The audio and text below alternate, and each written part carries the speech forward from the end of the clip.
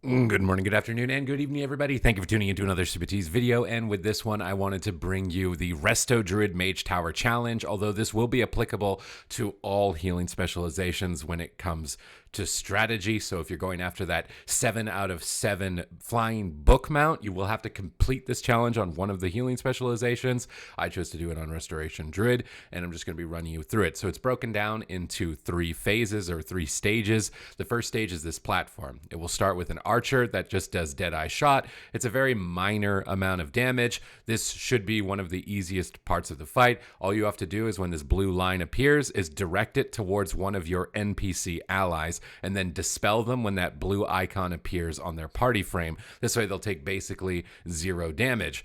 This period of time, you can try and rush it by adding damage, but I wouldn't necessarily suggest it. It is not mandatory by any means to really contribute damage in stage 1 if you're struggling to heal, dispel, and keep up all of your allies, because if your allies die, you will lose the challenge.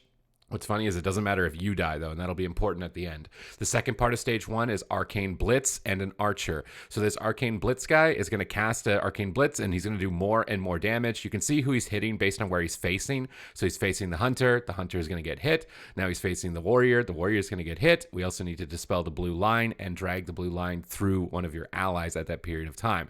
Now you're going to get a little bit of a breather here, as the Deadeye Shot is very easy to heal, and just directing this blue arrow when it's by itself is very simple. So if you want to take like a mental brain break, this is one of the periods to do it in stage 1. It's also a good idea to start kind of pre-hotting. So if you're any other healer, just getting extra healing going that can sort of ramp up for the next part, because it gets increasingly harder after this. Still, just direct the blue arrow. Here, Granny is unfortunately going to take it, and we will just dispel it immediately as to not take too much damage. Now, Knife Dance and Arcane Blitz is a deadly combo. So the mage is going to cast Blitz. You want to use your AoE CC or just single target clone the Knife Dance. I was using Disorienting Roar here, but it would drop aggro randomly, so I decided not to. Instead, I just used Cyclone to hold the Knife Dance guy at bay while the Arcane Blitz stacking mechanic was removed. Then when they get really big and red, you're going to want to go into bear form, use Ursul's Vortex. You can use travel form and jump. I liked Guardian affinity for stage 1 so that you could actually tank these Knife Dance guys. If it's a singular Knife Dance, I don't recommend using crowd control. Just heal through it. You can do more than enough healing to easily survive one Knife Dance. I think that's where the mistake is made a lot of the times. You've used a bash there, crowd control there, then you will not have it for this. And there are 2 Knife Dancers in this pull with an Arcane Blitz. So you want to use all of your big heals. I innervate, drop mushrooms, and use High Mountain Stun to AoE interrupt both Knife Dances. And as soon as they go big and red, I go into bear form. I bash the Arcane Blitz, and I can use Frenzied Regen or Bark Skin whenever targeted by this big red icon. And now after the Arcane Blitz is dead, you're going to want to spam heal. Don't worry about your mana. As long as you're avoiding those blue lines, you will not run out of mana. Now here, double red icon. We go in travel form, wild charge away. You may want to reposition further away from the Knife Dancers prior to this, especially if you're playing other healing specializations that can't survive it. Double Knife Dance, we can use AoE Disorient. That's why I particularly liked Guardian, and also Guardian for this reason. If you get attacked, you're taking less damage. You can go into bear form if necessary. Just use all of your big single target healing, Swift Mend, Nature Swiftness, and then start to pick up the tank once the Knife Dancer has switched back. And like I said, if it's one singular Knife Dance, so this is the only NPC that's up, you can Cyclone it if you're behind like I am, just kind of hard crowd control it, mind control, whatever other class you are, if you have hard crowd control. If not, you do want to just heal through it. You don't want to use your cooldowns on one NPC because it is way scarier when they are all stacked up together. So save your cooldowns and save your crowd control for the start of a wave. Like right here, we've got 1 Knife Dance, 1 Arcane Blitz, and 1 Archer. This Archer is a little bit more dangerous because they'll teleport far away and you won't see the arrow. But the goal here again was to hard crowd control the Knife Dance, bash the Arcane Blitz, and you can see the blue arrow almost disappeared. So reposition so the tank soaks it and dispel it off and continue hard crowd controlling the Knife Dancer. Problem with doing that is they'll switch the Archer and you want to switch them back away. So just watch and make sure that they don't. You can Cyclone the Archer to get them to go back. Line up the blue, dispel the blue. off of the target that you're lining it up with. Singular knife dance, you just want to heal through it. It's going to be a little bit tougher with the archer, but the archer's not that big of a deal. You want to kite away from the guy when he enrages. Use Ursul's Vortex, try and line up the blue line and drag it into the target. Dispel it. You can go into Bear Form and Frenzied Regen, and then you should be able to get one of these knife dancers down. So like I said, the biggest trick to this is to take a breather when there's only one of these NPCs alive on a pull. Don't try and rush through that one, especially if your cooldowns aren't up. Let's say you had to emergency use a cooldown. You'd want to wait here, maybe even cycle on this target low if it was one of the in-between phases to let your cooldowns come up, because you're going to need Bark Skin, Iron Bark, and you need your crowd control and your stuns to survive the triple wave. Now in stage 2, you get a big break. You definitely want to drink. You want to get to maximum mana, because in this next part, you are going to be on a clock. You have a time limit to get through this. That you can also respec at this period of time. If you're running no consumes, I did no consumes in this run, but I was running the Cyclotronic Trinket for extra damage. You may want to switch Feral Affinity to be able to hit the timer for this if you are unable to without it, because I was using this trinket. So just take that in mind. You may want to switch your talents here if you don't have a trinket that has a lot of damage for you, or if you're not running consumes, because you are on a very short timer. As soon as you enter this room, you will get stunned and it will begin. So kind of take your moment here, because otherwise you're gonna have to do phase 1 all over again. And phase 1 all over again, as many times as I did it, yeah, you're not gonna want to deal with it. You're gonna be pretty stressed out with it. So just take your time, get all of your cooldowns back up. So like right here, I think I'm waiting for my Cyclotronic Trinket, and the main reason I'm waiting for it is because I'm gonna time it on the demon in the second room, because the demon in the second room has a huge amount of health, and it will be off cooldown by the time we get to the final demon, which is gonna be a real kind of time check and AoE avoidance. But now in this first room, what you're gonna see is that eyes will spawn all around you. Just stand still in the middle of the room and dot up every eye in a line going kind of left to right. Try and dot like 3 of them so that they're slowly dotting. Then focus fire the first one.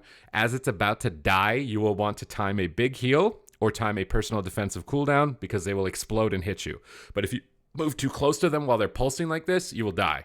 So I just dot 2 of them up, and I single dot 1 of them, and then I start casting Wrath. And then as soon as this eye starts to get low, I'm going to Iron Bark. We're going to tank the hit and reposition where that eye was. Then we're going to spam Solar Wrath on the second one. We can use Swift Mend here or Nature Swiftness. Start working on the third eye, and you're just going to go around in a circle, killing them off as you can, topping yourself off, and then timing your cooldowns appropriately. But you do want to start multi-dotting them towards the end, because again, you're on a clock, so any amount of time you can save here is going to be better. So just multi-dot, use personal defensive cooldowns when they get low, and don't stand too close to them. And this is how you're going to do the Flickering Eye mechanic. This Flickering Eye mechanic will appear at the end of this stage as well as the beginning, and you'll have to juggle more. So this is kind of the warm-up to get used to it.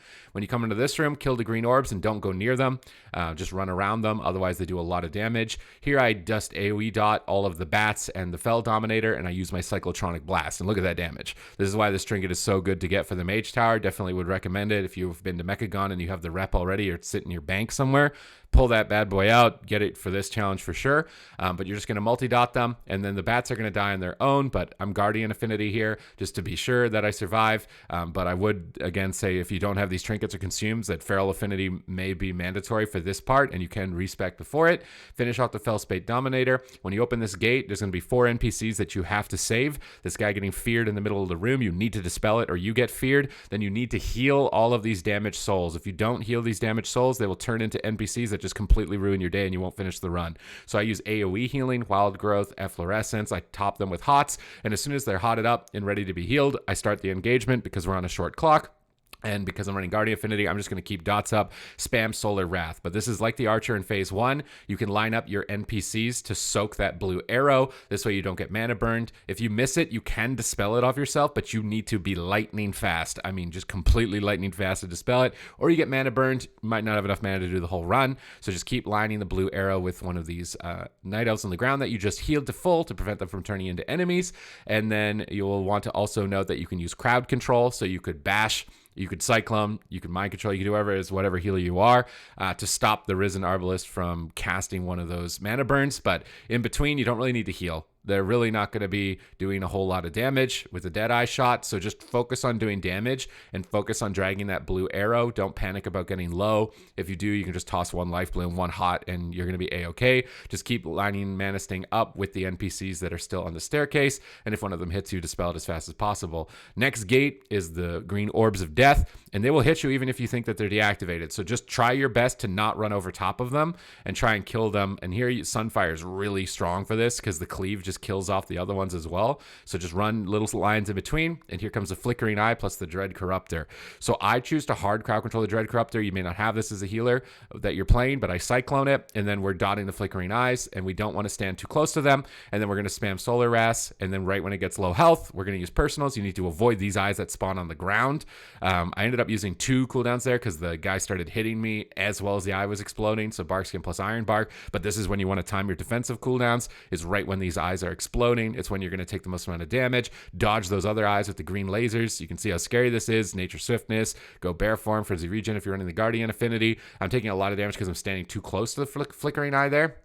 But as it dies, time your biggest heals like Swift Mend. After it's over, I use my Cyclotronic Trinket to try and take out the Dreadcopter and kind of hit the timer. So now just keep dots up, spam Solar Wrath. You're going to run back and forth, side to side on the room. It kind of feels like Mind Spike is about the timer for when he's going to spawn these little green eyes on the ground. So I used Bash to stop Mind Spike from being casted just to see. And you can see when Mind Spike finishes, these eyes spawn. And so you're going to want to move to the other side of the room as soon as Mind Spike finishes, but sometimes not always, because when they're already up, it appears that they won't be summoned. So it might be just a coincidence, but you're just going to want to pay attention to those green things on the ground, move to the opposite side of the room. Here's why I think Feral Affinity would be good, because even without it, I ended up going in cat form to attack him because there was too much movement in this phase to really spam Solar Wrath a whole lot. So I think you would be able to get through this with Feral Affinity. After this, you can take a break if you need to.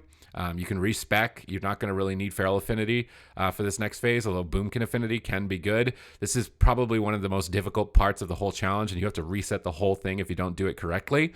Your NPCs now are going to attack each other, which means you need to save them from dying while they're hitting each other while engaging with the boss's mechanics.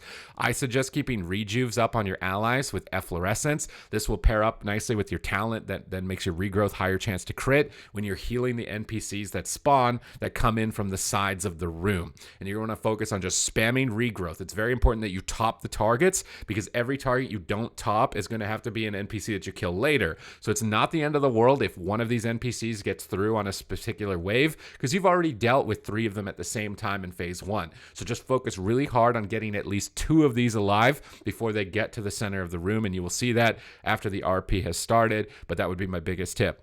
Start of the fight, Efflorescence, because it's going to heal all 3 of my NPCs. I start getting my Rejuves ramped up because that's going to synergize well with my talents that I'm running to make my regrowth crit. You can see I'm at 6 stacks. Now green lasers are going to come from the side of the room, and those green lasers are going to target elves that I have to heal before they get to the center of the room. So you can use Nature Swiftness. You want to use regrowth, so I use Innervate so I don't spend mana, and focus on topping them. I Rejuve to proc Cultivation, then spam regrowth to try and nuke heal these targets to full health as fast as possible. And if I can squeak in an NS to top them all off, then I get 3 out of 3. I don't have to deal with any of those now at the end of the phase. But like I said, it's not a big deal if one of them gets through.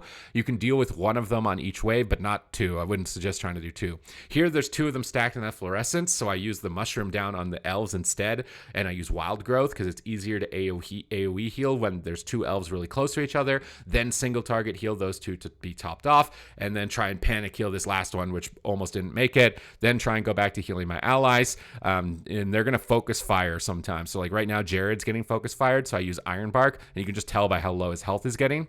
And mostly because I don't want to use too much time healing them because I need to heal these other NPCs. You can target Wild Growth on yourself. I used Tranquility on the 3rd wave because I was falling behind on healing my allies as well as healing these 3 out here. So using a big healing cooldown that AoE heals on that last one can be great. And I managed to make it through with no consumables, and I'm not going to have any NPCs, which means the boss will start right away. If you failed to do this, you'll get a couple of NPCs that you engage with phase 1 mechanics.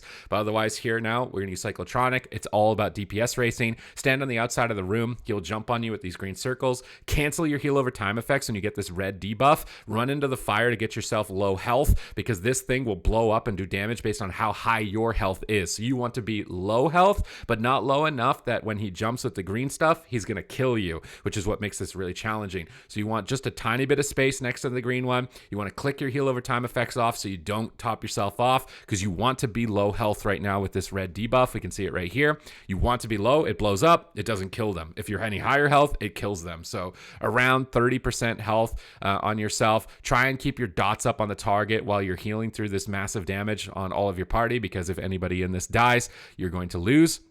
I just toss a rejuve and then I go and click it off right away and go back to single target healing Jared as much as possible. So using like AoE heals on yourself here can be dangerous, like wild growth, because if you top off, I could have squeaked more space there by staying closer, but I got so low health at that one particular moment that it became a bit stressful. You want to be squeaking in as much damage as you can. Use Iron Bark onto the tank to try and recover. Don't heal yourself with this debuff, even though it's really scary. You want to heal yourself right now. Don't heal yourself. Let it go off, then heal yourself before he jumps. Just give yourself a little hot and then move back out of the green, and you should be able to make it through. Keep your dots up. I could have done a better job, honestly, of keeping Sunfire on the boss here, because you can see I'm running out of space, right? And when you run out of space, you want to just toss all of your hots onto your allies, because they don't get hit by the green fire. So it will keep healing them even after you may have died to the green stuff on the ground. But here I've got a corner to the left that I'm actually going to sprint to, and you really need to min-max your space. And then here I end up making a mistake. I could have gone bear form and frenzied regen after this bomb tick, probably kept myself alive, but instead I focused on doing damage, getting as much out as I possibly could. Again, I used no consumables, so this was really close to squeak it through. But if your heal over time effects are active, the NPCs will finish the rest of the encounter for you. And if you've done any of these Mage Tower challenges on a class, like I did the Guardian Druid one, an achievement won't pop up. You'll have to run a macro and a command to check that it was completed, but this is a completed run. Even if you die, as long as your NPCs are alive and they kill the boss, you will have succeeded. So using your Guardian Angel on your tank right before you die is a great way to kind of extend that, or using a defensive cooldown, your biggest heals onto your party before you die to allow them to finish the fight. It's going to allow you to finish it. If you use consumables, you're not really going to be on that tight of a timer. Again, if you're not using one of these other trinkets, I recommend switching to Boomkin Affinity or maybe Feral Affinity to try and squeak in a little bit of extra damage on this boss, or just get consumables. But if you'd like to watch me live, I'm going to be running through these Mage Towers and going for 7 out of 7 at the moment. Twitch.tv/Supatease. If you enjoyed the guide, hit it with a thumbs up. If you really like the content on the channel, hit the subscribe button. Just lets you know when my content goes live. So if you want to stay up to date with news, patch changes, PvP guides, probably some PvE guides as well, stuff like this, because this was actually a lot of fun as well, just to enhance your overall World of Warcraft experience, make sure you hit the subscribe button. Other than that, thank you very much for watching the video, and I will see you in the next one.